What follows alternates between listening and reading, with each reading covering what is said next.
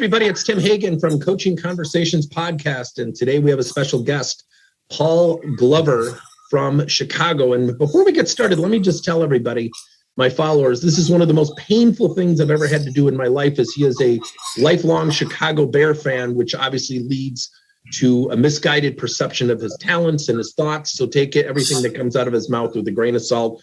Yet this is coming from a misguided Green Bay Packer fan. How are you, Paul? I'm doing fine, Tim. Thank you for such an interesting and unusual introduction.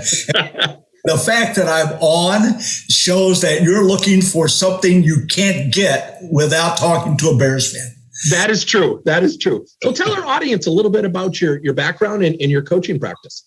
Well, I bill myself as a no BS workplace development coach. I've been doing coaching since 2001. And believe me, it was a second occupation. My first occupation was I was an employment and labor trial lawyer in the city of Chicago. And I also bill myself now as a recovery lawyer. As my wife would say, as much as I try, I can't recover. So there's a reason why I had to give up my first occupation, which I just adored doing. And that's because I'm also an ex-felon. I was found guilty of 33 counts of white-collar crimes in 1995 and sentenced to 7 years in prison. So I got out of prison and could no longer practice law, which makes sense, absolutely. You normally don't want ex-felons representing you in a certain stigma there. So I realized that I had suddenly accumulated some voluntary, some involuntary, a unique skill set. Mm-hmm. As a lawyer, very much a critical thinker, absolutely pretty hardcore. Trial lawyer, being a trial lawyer is the closest thing to hand-to-hand combat you can find without it being physical. And I enjoyed it. Very confrontational, loved convincing the jury. So I was very good at a couple of things. One was communication. And then I realized that because I had actually gone to prison and went through the self-awareness and reflection phase of that life, that I was able to bring that perspective to leadership. And found out that actually I put together a program that was attractive to those who in the C-suite. I started to develop that practice, and now I have a national coaching practice that absolutely takes those skill sets, puts them in front of people who are interested, and suddenly we have the opportunity to create legacy. But I also tell people I'm an acquired taste. 80% of the people who come to me don't work with me after they find out how bitter that taste can be, because I'm all about accountability and commitment and work. And successful people obviously are successful for a reason. And when you start talking to them about the difficulty of transformation and change, a lot of them decide that they're not going to do that work because they're already successful. That 20%, though, that has determined that they have more potential than they have used, and that they want to create legacy. I believe legacy is the important aspect of being a leader. If you're not creating legacy, which means you're handing something of value off to someone else, you're in this game for yourself. Yeah. It's absolutely okay, except recognize that and make sure everybody else knows it. Because, again, it should never be me before team. And when you're not interested in legacy, it's you before the team. So in a nutshell, not necessarily a nutshell, but being a lawyer, by the way, just so everybody knows, in medieval times, lawyers got paid by the word. You would go to the county fair and you would ask someone to do a document, a lawyer, and if they put in a wherefore, they got more money. So just so you know that lawyers are meant to just continue to ramble on until someone says, shut up. So I'm shutting up right now. Well, and it's interesting that you transferred, you transformed yourself into the coaching practice.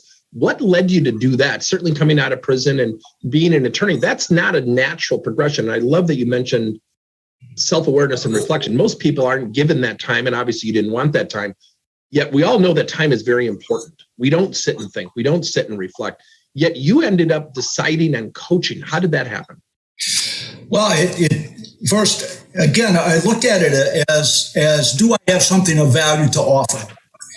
And obviously, I made the decision that I did. And I believe that coaching is a very interesting profession because you are required to be a giver.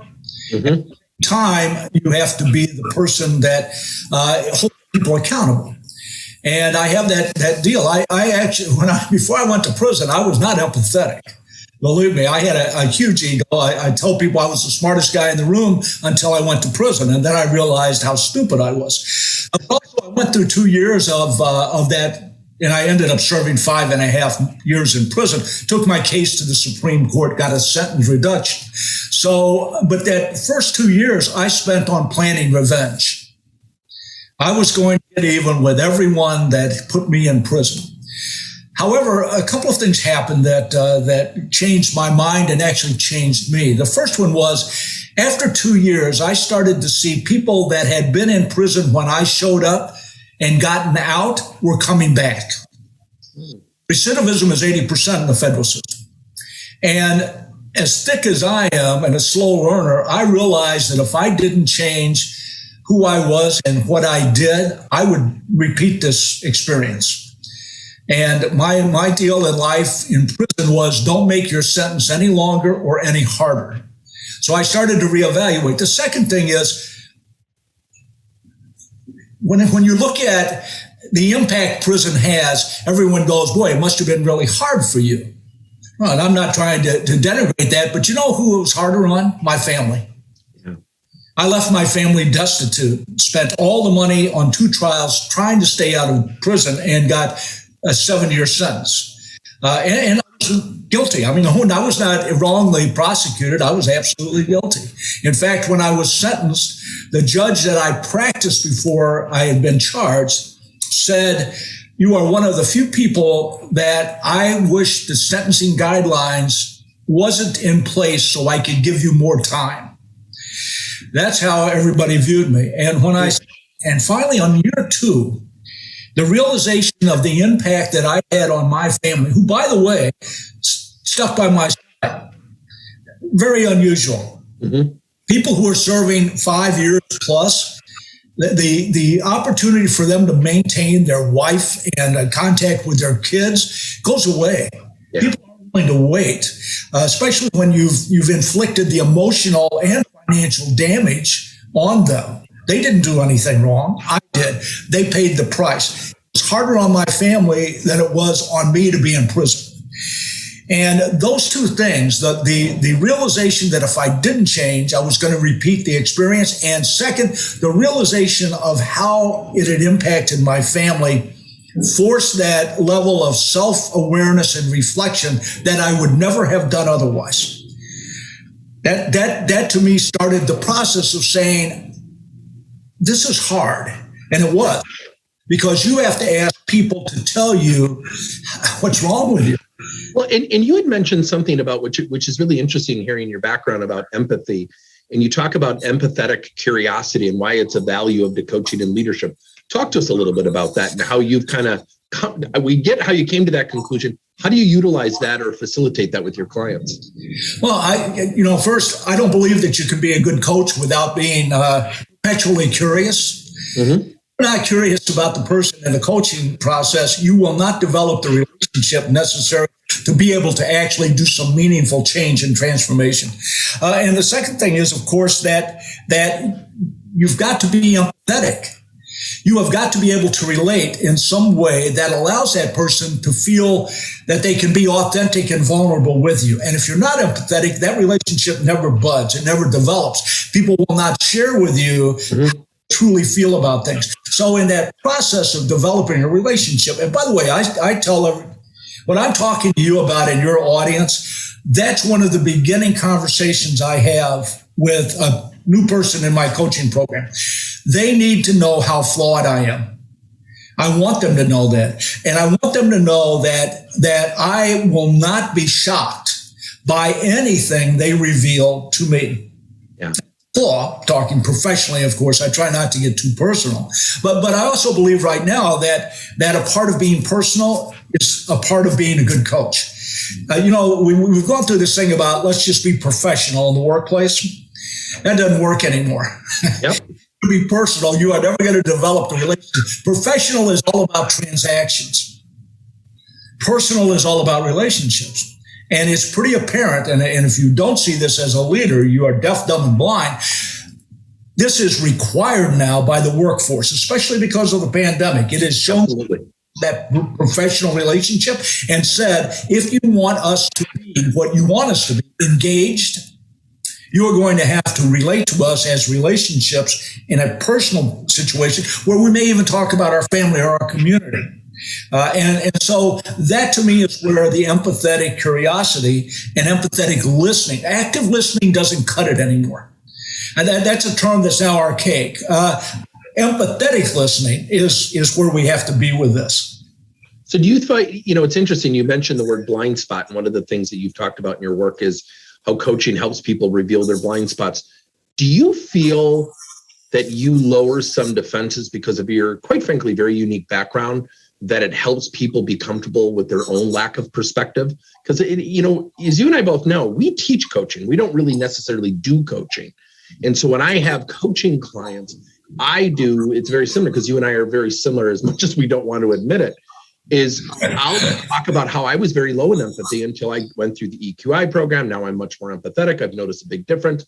Do you feel that your background helps people be comfortable with sharing their lack of perspective and potentially discovering their blind spots? It absolutely does. I think that first, look, I believe that all relations start off with one thing. Are you competent enough to do the job? No one wants someone who's not competent. But once you get beyond that, then it very much is about personal and character.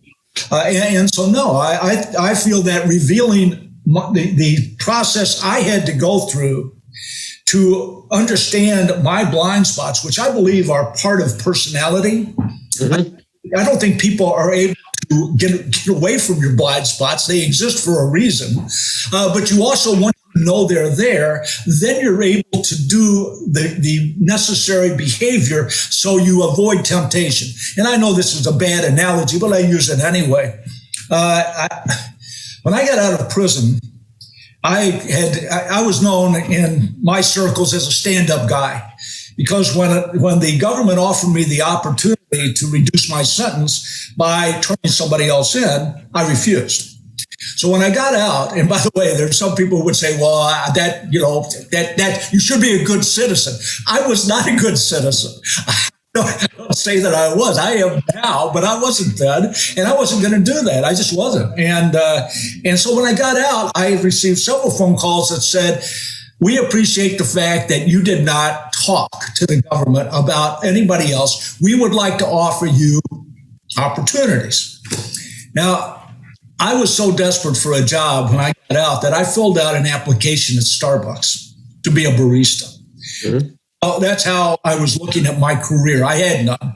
And by the way, being a convicted felon, being 50 plus years old, out of prison, you're not. It's an interesting demographic. Exactly. You're not number one on anyone's recruiting list, believe me. And even under those circumstances, I said, thank you very much, but respectfully, no.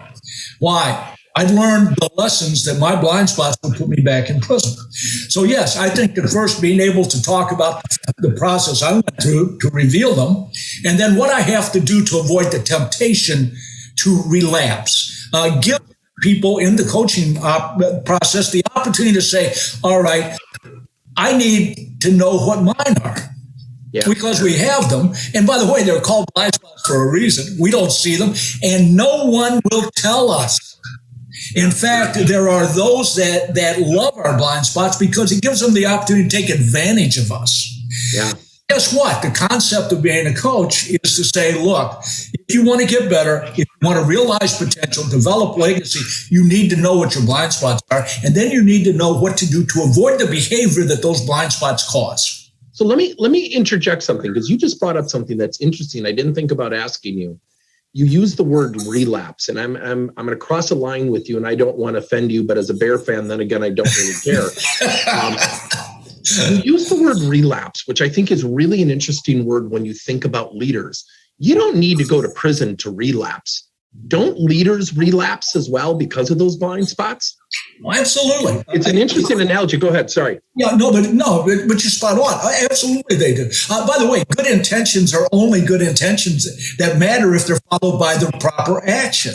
Yeah. And the reality is, I tell leaders all the time, look, and again, bad analogy, but I use it. If you're a recovering alcoholic, you don't go into a bar and tempt yourself to see how strong your will is. If you do, you're an idiot. The same thing with leaders. You need to have someone that will continually talk to you about the behavior that you're showing, because relapsing comes when we're in a crisis. We will relapse because that's our blind spots are that strong. They do not go away. We recognize them. We put together a behavior that allows us to avoid the bad behavior. But when we're in crisis mode, a lot of the stuff that we are doing goes away. So somebody has to be there. And I think that's a coach's job to say, hey, let's take a look at what your behavior is telling us, not just me. Us. And once you have that conversation, that honest conversation, people are able to take the action necessary to not relapse. Yeah. And I have to share something with you, and I'm probably bringing it up because they're also staunch Packer fans, but you talk about something about, that relapse. And I love your comment, Paul, about relapse in a crisis. It reveals, crises really reveal, who we are and what we're able to do. And I remember during the Great Recession, one of my favorite clients, maybe my favorite client of all time, have treated me like family, is a company in Wisconsin called Inpro. Construction, hospital, healthcare, nursing homes, not a great industry to be in. And I remember Phil Ziegler, their CEO, and then Mark Holland, their president, literally addressed the company and said, we're fine. We're going to keep doing what we did. We're going to run the company. We're financially strong. Everybody go home and enjoy their families. And I remember that presentation. And I just sat there and I whispered to the talent development director, Jennifer, I said, holy crap, look at the people. She goes, what? I go, look at their faces. You could see people and they just relaxed. And I'll never forget that presentation, because I walked out with Mark and I said, that was the best presentation I think you could have ever given. He goes, what are you talking about? I said, you didn't overreact to the crisis. You calmed over 100 people down. Till this day, he and I argue about the value of that presentation. But it goes back to how we reveal ourselves during a crisis. So let me transition to something which I think is going to be a really stupid question. You think you're a Packers fan? Of course, it's going to be a stupid question. I know the answer, but I can't wait to hear how you craft this. Obviously, you and I have gotten to know each other a little bit, and we're going to probably continue to do some of these because of the whole Bear-Packer battle. Humor is an essential coaching trait. Why? First, and I believe this so strongly that it is a part of my coaching program. And I'll speak to the people in my coaching program every other week for between 30 and 60 minutes. And one of my primary focuses is to make them laugh. Yeah. I will say outrage. By the way, everybody has a different sense of humor. I will say something so outrageous that someone will laugh, perhaps out of shock or surprise. Why? Well, first, I believe in that leaders need to take care of themselves before they can take care of anyone else. And the has shown that leader welfare is always a secondary issue for leaders. So as you go through the day-to-day grind of running an operation, having your interaction with employees, I believe one of your obligations as a leader is to take stress off of them. You just mentioned this, that the message that this president gave his people de-stressed them. Absolutely. Now, in a group, you may not have the same impact of what happens to that stress. I think stress has to be dissipated. He helped dissipate that. However, one-on-one communications, especially in a pandemic, requires that the leader take the stress off of the employee and they take it on themselves. It's just the way it is. I believe in the exchange of energy.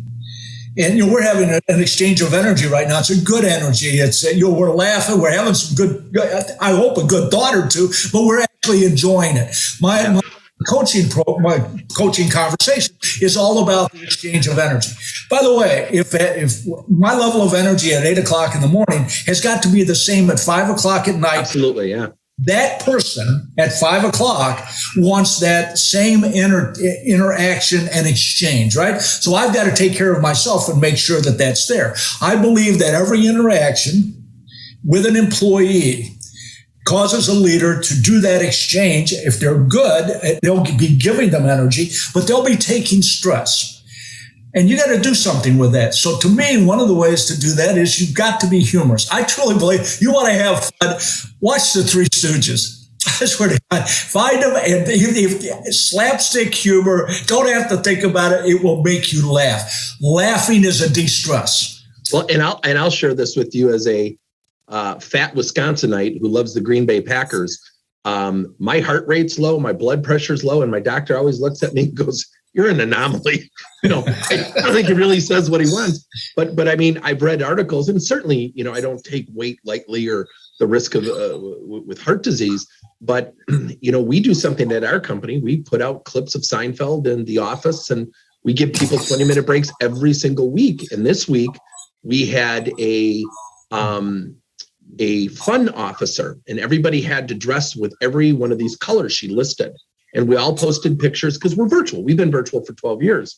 And I love what you said, Paul, about, exchange of energy, dissipating stress. And so when you think about your business and you think about the message that you've given our audience, who's your ideal client? What's your sweet spot? What are the type of companies that should contact Paul Glover? Well, I have a pretty niche business just because of my personality. I really work well with distribution companies and manufacturing companies. Okay. It's not that I can't work well with healthcare or retail, but in all honesty, my approach is usually a little too hardcore for them. Is my personality. So those two niches is where my primary business resides. I get along with pragmatists, but I also believe that they're the ones that need what you just said. I love. You're giving your people the opportunity to celebrate. And during the pandemic, I was on everybody's case about on Friday. Look, I'm in male-dominated industries. And, we've given everybody the right to act a certain way as a man. Mm-hmm. We're not supposed to be empathetic. We're not supposed to show feelings. I'm so tired of hearing that. The reason we're not doing that is because you're a guy. I'm like, you're a human being. So, but back to this. So during the pandemic in particular, my deal was on Friday. I want you to get in front virtually, get in front of your team, and I want you to celebrate. I want you to do the ugly sweater week. Everybody goes, I want you to do your happy dance when everyone reached goal. Well, what do you mean? Actually dance. Right. Look like a fool.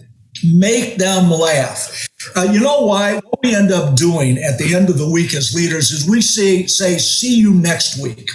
Yep. Now, it's been a bad week. It's like an invitation back to hell. Instead of that, hug them, kiss them, tell them, I love you guys. Please go home and enjoy your family.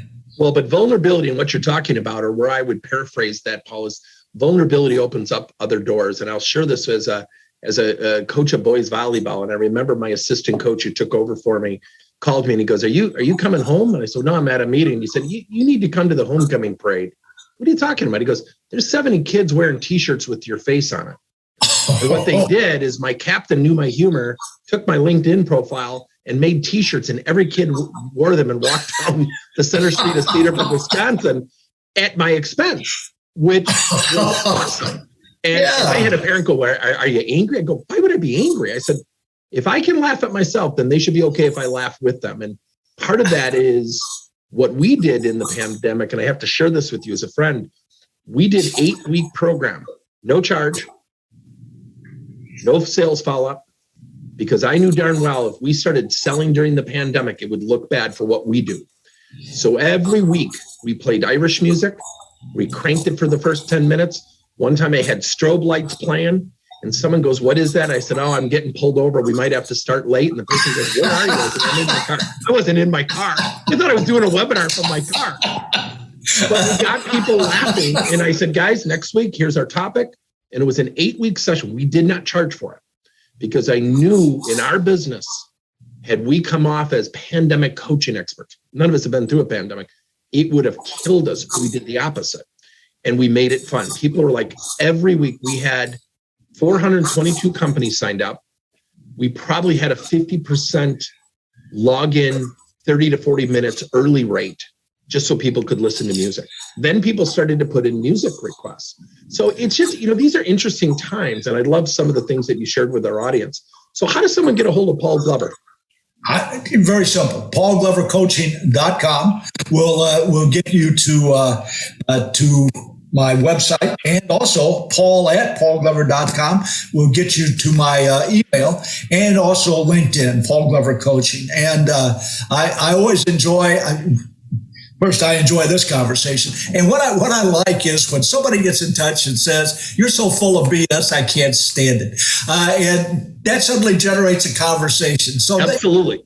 Anybody who has especially Packer fans think that, I don't know why, but just if you want to have a discussion or you've got an issue, you want to say, hey, I'm interested in your opinion about this, or hey, here's something I'm thinking about doing. What do you think? I'm absolutely up for those conversations. Oh, by the way, perpetually curious. I love it.